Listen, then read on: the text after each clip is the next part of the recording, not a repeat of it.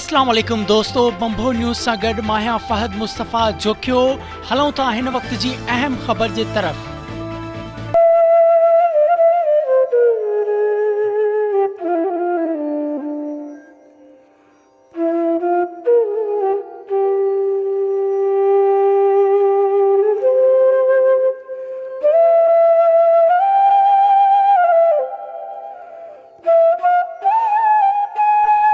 जरवार बरसां नौजवान 1 साल खां मूज़ी मर्ज़ में मुब्तला थी वियो।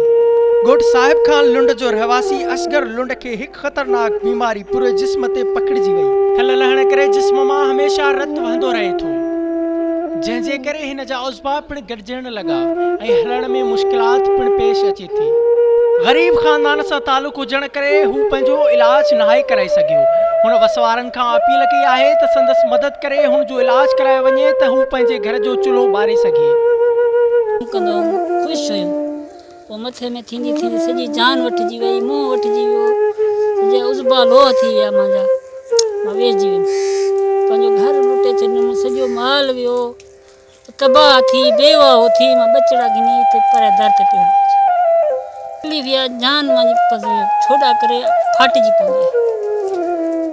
डॉक्टर ओॾे भॼी, पैसो मां वटि का शइ कोन्हे, मां धण गां मुंहिंजा ॿचा वधा रुलंदा, मां काॾे वञा।